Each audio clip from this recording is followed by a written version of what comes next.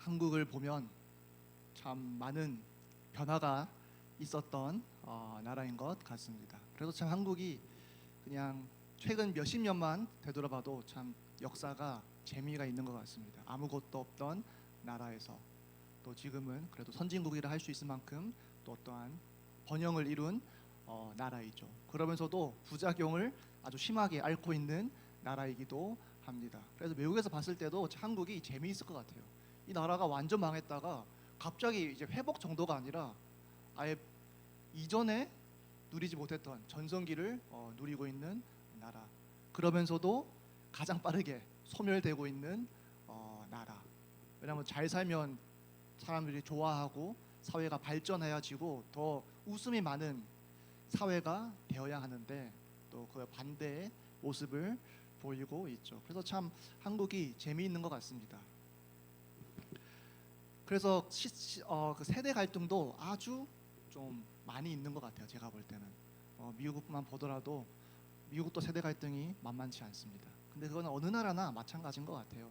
뭐 몇천 년 전에 뭐 기록만 봐도 요즘 아이들은 아주 버릇이 없다라는 기록이 있죠. 몇천 년 전에도 요즘 아이들은 한마디로 예의가 없어, 매너가 없어 이런 말이 있었던 거 보면 이런 말은 항상 있었던 것 같습니다. 그래서 항상 뭐 요즘 시대 아이들이 특별히 매너가 없는 게 아니라 예전에도 세대 갈등이 있었던 것이죠.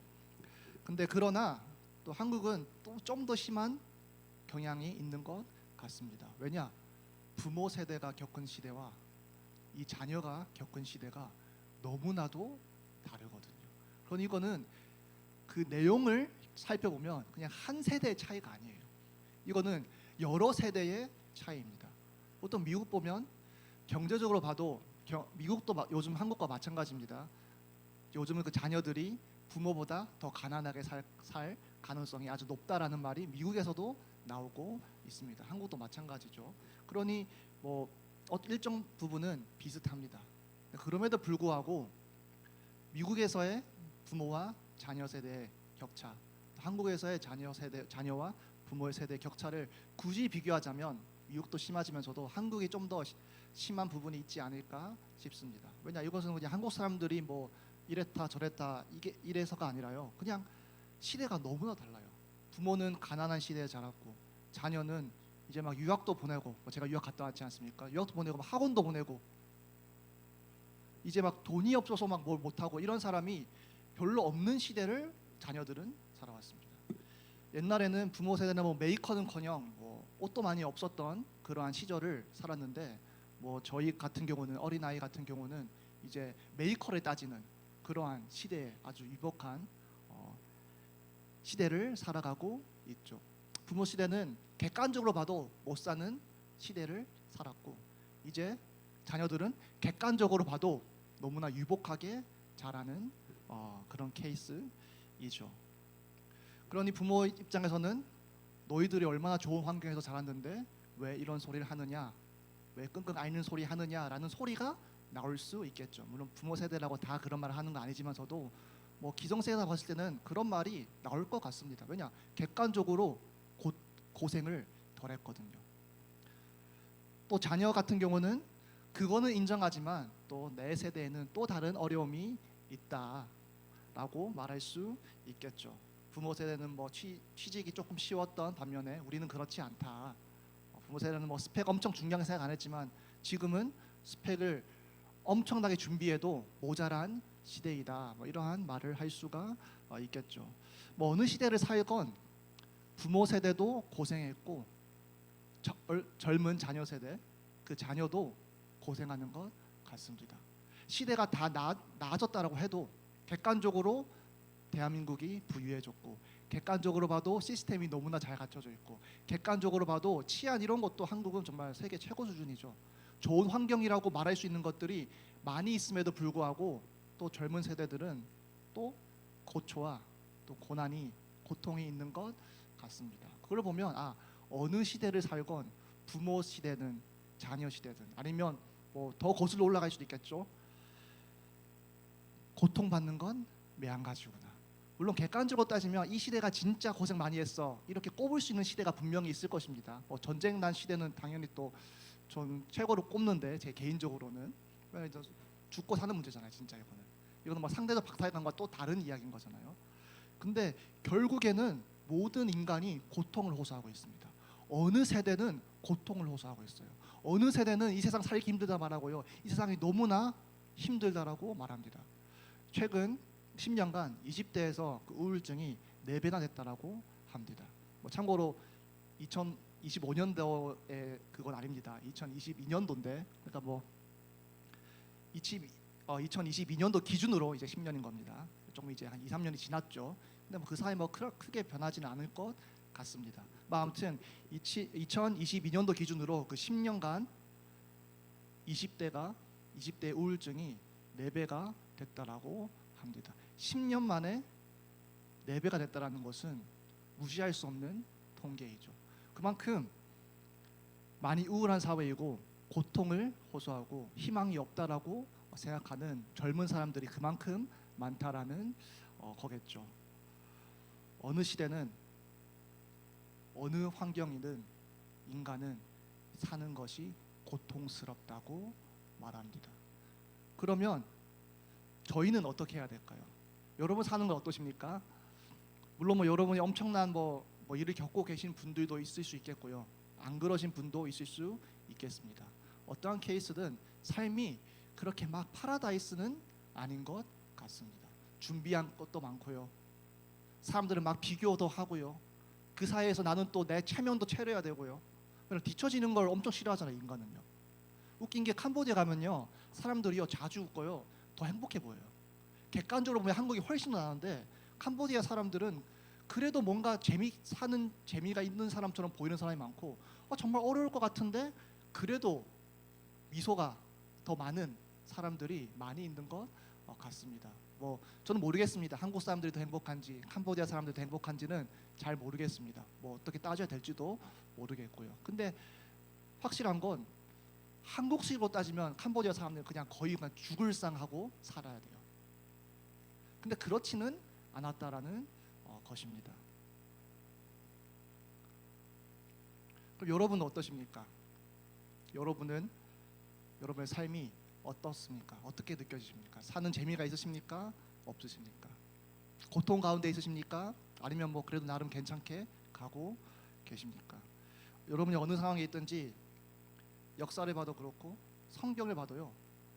이 세상은 완전하지 않기 때문에 고통이 동반하는 세상입니다. 이것을 피할 수가 없어요. 아무리 피하려고 해도요. 피할 수가 없습니다. 그리고 심지어 성경은 뭐라고 말하느냐? 하나님이 이 고통을 주신다라고도 말하고 있습니다. 이 고통이 하나님 밖에서 오는 것이 아니라 하나님 섭리 안에서 모든 것이 다 이루어진다라고 말합니다. 심지어 어떤 때 성경은요. 하나님이 직접적으로 그렇게 하셨다. 하나님 섭리 안에서 이루어진 정도가 아니라 하나님이 직접 하셨다. 하나님이 직접 치셨다. 이런 표현도 있습니다. 그럼 저는 이걸 어떻게 이해해야 되나요? 고통은 너무나 싫은데 이 고통을 주는 건 너무나 미운데 또 이 하나님이 또 이 고통을 주시기도 한다라고 성경은 말하고 있습니다.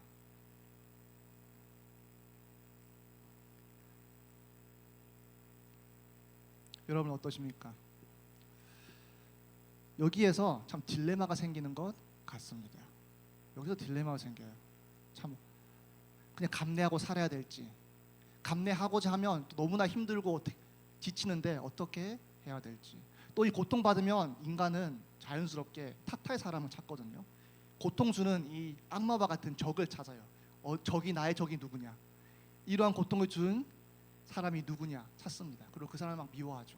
이 사람 때문이야, 이것 때문이야, 이것 때문에 내 인생이 이래, 이것 때문에 내가 고통스러워 라면서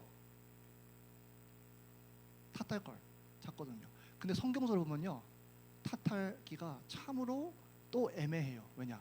하나님 섭리 안에서 다 이루어진 거거든요. 그럼 뭡니까? 누구를 탓해야 됩니까? 아니면 능력 없는 저를 탓해야 될까요? 만약에 제 부족한 것 때문에 고통이 일어났다면 저를 탓해야 될까요? 아니면 제 능력과 상관없는 고통이 온다면 어떻게 될까요? 그리고 중요한 건 이거죠. 이 고통은 과연 어떠한 의미가 있나요? 성경은 이 죄 때문에 고통이 있다라고 말하거든요. 이건 확실합니다. 그러니 그 이후에 하나님께서 고통을 허락하시고 또 고통을 쓰시기도 하시는 거예요. 창세기 이전에는 고통이라는 것이 없었습니다. 창세기 이전에는 하나님이 고통을 위해서 뭔가 하고자 하는 일도 없으셨습니다. 왜냐? 그럴 필요가 없으셨어요. 근데 죄가 들어왔어요, 이 땅에. 죄를 통해서 죽음이 들어왔습니다. 이 죽음이 우리에게 고통을 가져다 줬습니다. 또 성경적으로 본다면 이 고통을 받지만 진짜 고통은 또 따로 예정돼 있어요. 지옥. 진짜 하나님의 심판은 또 예정돼 있어요. 그 예정된 것 이전에 저희가 또 고통을 받는 겁니다. 이럴 때 불신자들은 세상 탓하고요. 불신자들은 본인 탓합니다. 불신자들은요, 그냥 심지어 하나님도 탓합니다. 하나님 믿지도 않으면서 하나님 있다 그러면요 화냅니다. 하나님이 있다면 믿어야 될 대상이 아니라요 욕해야 될 대상이에요. 왜냐? 세상이 왜 이럽니까? 내 인생이 왜 이럽니까? 나한테 왜 그러셨습니까? 그래서 하나님이 있다라고 막 이렇게 얘기하는 그런 유튜브에 막 그런 컨텐츠가 많아요. 하나님과 있다 없다 그런 토론도 하고요. 그걸 보면요 자주 보이는 게요, 하나님 안 믿는 사람도요 하나님 있다로 말하잖아요. 진짜 화내요. 적개심 있는 사람들이 꽤 많아요. 평소 때는 그 사람들 되게 온순할 것 같습니다. 제가 볼 때는요. 모두가 다 막 이상한 사람은 아니에요. 근데 있다라고 그걸 딱 직접적으로 꺼내서 얘기하면요 적개심이 있어요. 근데 그것이 보통 뭐 무신론이고 과학적으로 어쩌고저쩌고 이렇게 말하는 사람도 많지만서도요, 그것보다 더 많은 게 뭔지 아십니까? 감정적으로 하나님과 뭔가 맞지 않아요. 적개심이 있는 사람들이 꽤 많아요. 이성적인 문제가 아니라요 감정적으로 하나님과 문제 있는 사람들이 꽤 많이 있습니다. 왜요? 이 사람들이 이 세상에서 고통을 많이 당했고 다른 사람들 보니까 너무나도 하나님이 좋다라는 것이 믿기지 않을 정도로, 믿고 싶어도 믿기지 않을 정도로 이 세상이 고통이 많다라는 것입니다. 그러니 적개심이 있어요. 하나님이 이렇게 하신 거라고요? 그럼 하나님 안 믿겠습니다. 어떤 사람이 이렇게 말하는 사람도 봤어요. 하나님이 진짜 있다라고 쳐도 나는 그러한 하나님, 이러한 악한 하나님 섬길 수 없습니다. 그런 사람은요 하나님이 사실이고 아니고가 문제가 아니에요. 사실이면 더 싫다예요. 그런 가운데 성경은요 하나님이 고통 주시는 이유가 있다라고 말씀하십니다. 뭐 다 다루진 못합니다. 그래서 저는 한마디로 이제 성도에 한한 고통을 말하는 것입니다. 오늘은요 히브리서 12장 10절에서 11절에 보면요, 저희는 잠시 자기의 뜻대로 징계하였거니와 오직 하나님은 우리의 유익을 위하여 그의 거룩하심에 참여하게 하시느니라 라고 말합니다. 그래서 무릇 징계가 당시에는 즐거워 보이지 않고 슬퍼 보이나 후에 그로 말미암아 연단받은 자들은 의와 평강의 열매를 맺느니라 라고 말씀하십니다. 하나님이 유익을 위해서 그의 거룩하심에 참여하기 위해서 고통을 주신다고, 징계를 하신다라고 말합니다. 징계 당시에는 즐거워 보이지 당연히 않죠. 슬퍼 보이죠. 하지만 그 후는 그로 말미암아 연단받은 자들은 의와 평강의 열매를 맺느니라 라고 말씀하십니다. 성경은요 복음 믿으면 다 끝났고 복음 믿으면 뭐 다 해피하고 교회 안은 뭐 파라다이스고 이렇게 말하지 않아요. 교회 안에 문제 많았습니다. 초대교회요. 교회 밖에도 문제 많았습니다. 개인적으로 봐도요 문제 많았고요. 개인의 인생을 봐도요 그 개인의 문제가 아니었음에도 불구하고 고통받는 경우도 많이 있었을 것입니다. 근데 이 모든 것이 다 하나님이 우리의 유익을 위하여 그의 거룩하심에 참여하게 하시느니라 라고 말합니다. 하나님은 우리를 예수 그리스도의 보혈로 구원하셨습니다. 그리고 그 구원 이후에 하나님은 저희를 더욱더 조금씩 회복시키기를 원합니다. 그러니 구원 다음에 바로 천국에 있는 것이 아니라요, 구원 다음에 아무것도 없이 그냥 기다렸다가 갑자기 천국에 있는 것이 아니라요, 구원 다음에 또 하나님이 하시고자 하는 일이 있는 겁니다. 이것은 마치 부모가 자식을 키울 때요, 부모가 자식을 낳으면 끝난 게 아니잖아요. 낳으면요 이제 사람답게 키워야 될 거 아니에요. 어린 아이일 때는 이제 생각을 잘 못하니까 기저귀 갈아주고 분유 먹이고 옷 입혀주고 잠 재워주고 아프면 뭐 병원으로 데려다주고 합니다. 그러면서 조금 걷기 시작하고 생각을 할 줄 알게 되고 그러면서 부모가 어떻게 합니까? 예전에는 기저귀만 채워주고요, 뭐 음식만 먹여주는데요, 이제 훈육을 합니다. 이거는 이런 것이고 저건 이런 것이야. 이건 이렇게 해야 되고 저거는 저렇게 해야 돼. 이런 상황에서 이렇게 하는 것이 맞는 거야 라고 훈육을 해요. 근데 자식이 부모의 말을 잘 들을 때도 있지만 듣지 않을 때가 꽤 많이 있겠죠. 그럴 때 부모님은 어떻게 하십니까? 훈육을 하죠. 뭐 아예 뭐 회초리를 안 들으시는 분도 계시겠지만서도 뭐 보편적으로 볼 때는 부모가 그래도 어느 정도는 처벌을 합니다. 심하게 하든 약하게 하든 이것을 하면 처벌이 있는다라는 걸 가르쳐주기 위해서 어떠한 처벌을 합니다. 그것이 물리적으로 때리는 것이든 아니면 벌을 세우든 어떠한 형태로든 처벌을 합니다. 왜요? 그 아이에게 가르쳐주기 위해서, 그 아이를 더욱더 사람으로 만들어주기 위해서 부모는 그렇게 하는 것입니다. 근데 아이 입장에서 어떻게 느껴질 수 있겠습니까? 부모가 날 때린 거예요. 일단 잘못한 건 알겠는데 그래도 부모님이 나의 손바닥을 때렸고 부모가 나를 뭐 벽 보고 뭐 손들게 시켰고 어떠한 고통이 왔다라는 거예요.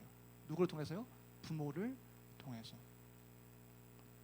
여러분, 근데 그렇다고 해서 훈육이 없어져야 됩니까? 아니요. 훈육은 너무나도 좋은 거예요.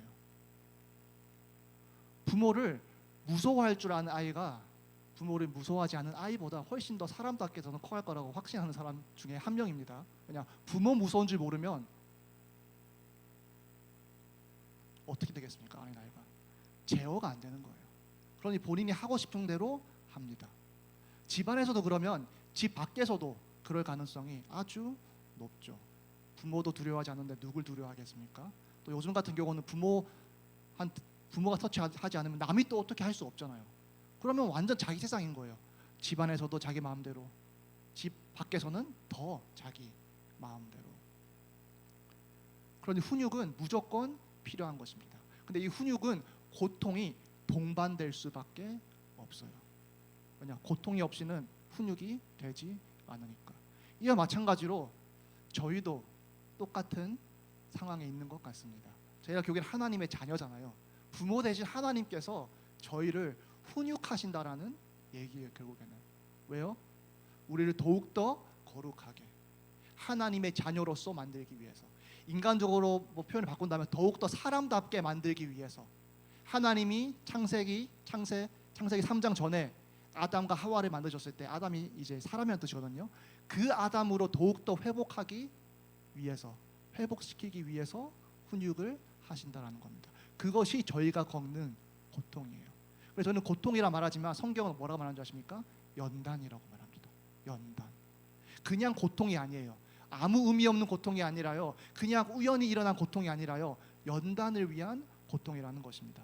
연단은요, 뭐 구글에 제가 서치해 보니까 이렇게 나옵니다. 그냥 간단한 정의가요. 연단은 쇠붙이를 불에 달구어 두드려 단단하게 만드는 물리적인 행위와 몸과 마음을 시련과 고난 속에서 굳세게 단련하는 것을 비유적으로 이르는 말이다라고 말합니다. 일단 연단은 쇠붙이를 불에 달구어서 때리는 거예요. 때리면 어떻게 됩니까? 쇠붙이 입장에서는 고통스럽겠죠. 망치로 때리니까. 근데 그 결과는 어떻게 됩니까? 더욱더 단단한 쇠붙이가 됩니다. 그걸로 칼도 만들고요. 그걸로도 다 많은 것을 만드는 거겠죠. 그런 이것이 몸과 마음에도 해당되는 단어라고 말하고 있는 거예요. 그러니 여러분 인생에서 일어나는 고통이 동반되는 일들, 그냥 고통이라고 생각하지 마시길 바랍니다. 하나님이 주시는 연단의 기회라고 생각하시길 바랍니다. 그렇지 않으면요, 저희는요 그냥 고통만 받다가 가는 거예요. 아무 의미 없는 고통, 더 힘들 것입니다. 아무런 성장을 일으키지 않는 고통, 그것이 더 고통스러울 것입니다. 고통을 가장 고통스럽지 않게 받는 거는요, 이것을 연단으로 받는 거예요. 고통을 받으면요, 고통 받을 때도 고통스럽고, 고통 다음에도 트라우마가 남아요. 그리고 되돌아보면 그냥 고통이에요. 근데 고통을 연단으로 받는다면 이렇게 말하잖아요. 무릇 징계가 당시에는 즐거워 보이지 않고 슬퍼 보이나 그 당시는 고통스럽다는 거예요. 그 당시는 즐겁지 않다라는 거예요. 하지만 후에 그로 말미암아 연단 받은 자들은 의와 평강의 열매를 맺느니라. 그러니 저희는 선택해야 돼요. 고통을 그냥 고통으로 받을 것인지, 아니면 고통을 하나님 주시는 연단으로 받아서 의의 열매가 있는, 성령님의 열매가 있는 연단으로 받을 것인지 저희는 선택해야 돼요. 달라지는 거는 없습니다. 무엇이요? 고통 받을 때 고통스러운 것은 달라지지 않아요. 하지만 이것을 저희가 어떻게 이해하고 어떻게 받아들이는지에 따라서는 그 결과는 완전히 달라집니다. 저도 뭐 개인적으로 이렇게 하면 고통으로부터 해방됩니다, 이런 말을 해주고 싶기도 합니다. 또 성경에 그런 말도 있기는 합니다. 그러면서도요, 성경은요 되게 솔직한 책이거든요. 성경은 되게 솔직한 책이에요. 욥 보세요. 되게 솔직합니다. 그러면 성경은 고난은 피할 수 없다라고 말합니다. 심지어 어떻게 말씀하십니까? 예수님이요, 무거운 짐진 자들아 다 내게로 오라라고 말씀하시면서도요, 또 반대로 내가 주는 짐은 가볍다라고 말씀하십니다. 그냥 내가 짐 다 내가 해결해 줄게 라고 말씀하시는 것이 아니라요, 내가 주는 짐은 가볍다라는 거예요. 이와 마찬가지로요, 고통 내가 다 없애줄게가 아니라요, 그거는 천국입니다. 이 땅에서는 고통이 있어. 심지어 구원의 길은 좁은 길이야, 힘들어. 심지어 이런 말도 합니다. 너가 세상이 너를 미워할 때 너를 미워하는 거라 생각하지 마, 나를 미워하니까 너를 미워하는 거야 라고 말씀도 하십니다. 심지어 초대교회는 핍박도 받았죠. 사도들은 뭐랍니까? 핍박 견디랍니다. 결국에는 이겨내라고 합니다. 이와 마찬가지로 이 세상 고통스러워, 이 세상 고난이야, 맞아. 하지만 이것이 하나님이 주는 연단이라고 성경은 말하고 있는 것입니다. 이 연단 후에는 의와 평강의 열매를 맺느니라. 심지어 로마서 5장 3절에서 4절 이렇게 말합니다. 다만 이뿐 아니라 우리가 환난 중에도 즐거워하나니 이는 환난은 인내를, 인내는 연단을, 연단은 소망을 이루는 줄 알미로다. 여기는 좀 반대 얘기하죠. 고통스러운 와중에도 우리는 즐거워한다, 기뻐한다. 왜냐? 환난은 인내를 낳고, 인내는 연단을 낳고, 이 연단은 결국에는 소망을 낳는다라고 말합니다. 창세기 50장 20절에 보면 요셉이 이렇게 말하죠. 당신들은 나를 해하려 하였으나 하나님은 그것을 선으로 바꾸사 오늘과 같이 만민의 생명을 구원하게 하시려 하셨나니 라고 말합니다. 요셉에게 환난이 왔어요. 요셉은 되게 많이 인내했어야 됐어요.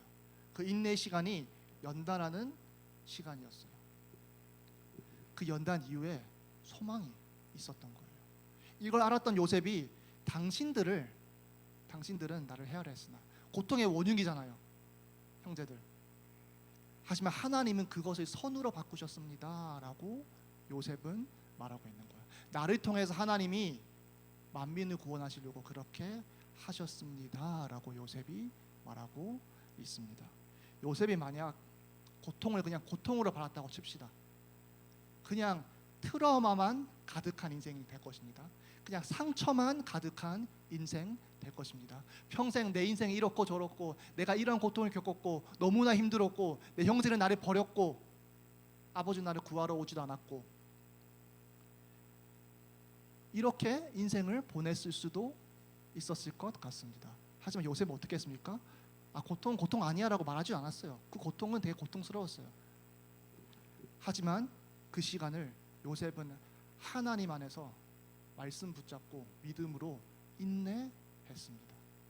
그리고 그 인내 시간을 요셉이 연단되어지는 시간이었습니다. 그 이후에 어떻게 됐습니까?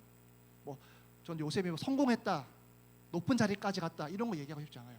그 이후에 하나님의 계획이 있었다는 것입니다. 확실하게. 또 그것은 선을 위한 하나님의 역사였다는 것입니다.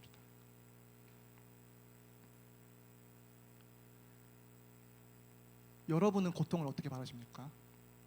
여러분은 학업의 업무, 학업의 압박, 또 일하시는 분들은 업무의 압박, 그러면서도 이 세상이 요구하는 스펙은 준비해야 되고요, 계속해서요. 그러면서 인간관계도 또 해야 되고요. 그러면서 또 재산도 어느 정도 축적을 해야겠죠. 이제 먹고 살아야 되니까 미래예요. 이러한 가운데 여러분은 어떻게 삶의 고통을 받아들이십니까? 고통은 피할 수 없습니다. 피하는 것은 불가능합니다. 그러니 저희가 바뀌어야 돼요. 세상이 바뀌기를 기대하지 마십시오. 하나님은 바뀌지 않으십니다. 하나님은 분명히 말씀해 주셨어요. 고통스러운 세상이다라고요. 그러니 저희가 바뀌어야죠. 세상은 바뀌어지지 않으니 내가 바뀌어야죠. 나의 상황은 바뀌어지지 않으니 내가 바뀌어야 합니다. 근데 뭐라고 성경 말하고 있습니까? 하나님이 주시는 연단이다. 이 연단 이후에는 하나님이 하시고자 하는 선한 일이 있다라고 말씀하십니다. 그러니 연단으로 받으시길 바랍니다. 그리고 저는 이 고통이 대면될수록 저희가 더욱더 하나님의 거룩함을 회복해 나가는 하나님의 백성이 되었으면 좋겠습니다. 하나님은 회복을 위해서 고통을 주시고요, 회복을 위해서 심판도 하십니다. 그러니 하나님의 뜻대로 이것을 연단으로 받으시는 여러분이 되었으면 좋겠습니다. 그래서 이론적으로요, 고통을 받으면 받을수록요, 이 고통을 제대로 받은 사람은 더욱더 연단된 사람이기 때문에 더욱더 하나님의 거룩성을 가지고 있는 사람이어야 합니다.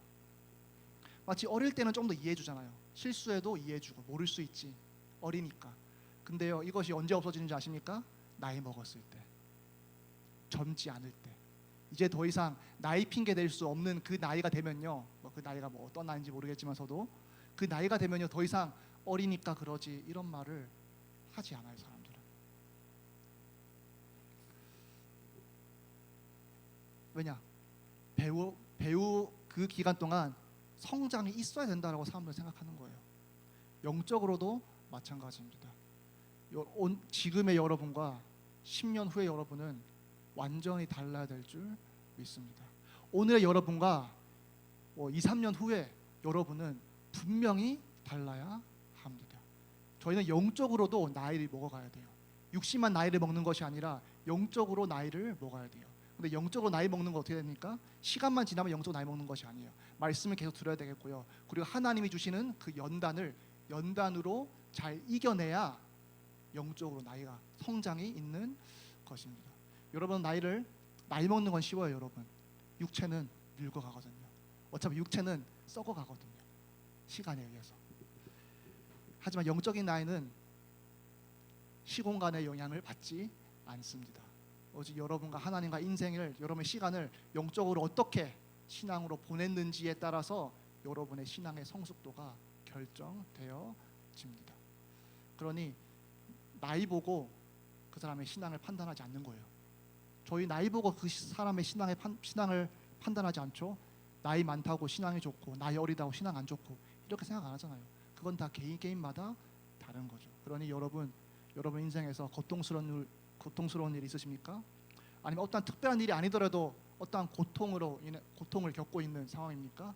그것을 하나님이 여러분을 더욱더 하나님의 사람으로서 성장시키기 위해서 허락하신 연단으로 받으시길 바랍니다. 그래서 저희가 그러한 연단의 과정을 거치면 거칠수록 더욱더 하나님이 기뻐 받으시는 하나님의 백성으로 계속해서 거듭나는 저희 되었으면 좋겠습니다. 기도하시겠습니다.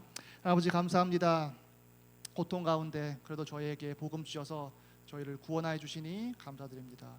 천국 안에는 어떠한 고통도 없음을 믿습니다. 하지만 이 천국 이전에 불완전한 또 죄로 가득한 이 세상을 저희가 살아야 하오니 이 고통 가운데서도 하나님을 신뢰하며 하나님의 말씀을 붙들며 그 하나님 안에서 해답을 찾는 저희 되게 하여 주시옵소서. 또 하나님이 또 고통을 주시는 하나님인 것을 저희가 인정합니다. 고통 주시는 하나님을 그래도 선하신 하나님으로 믿고 하나님이 주시는 고통을 그냥 아무 의미 없는 고통이 아니라 하나님이 주시는 연단으로 받을 수 있도록 저희의 믿음을 굳건히 하여 주시옵소서. 주 예수 그리스도의 이름으로 기도드렸습니다. 아멘.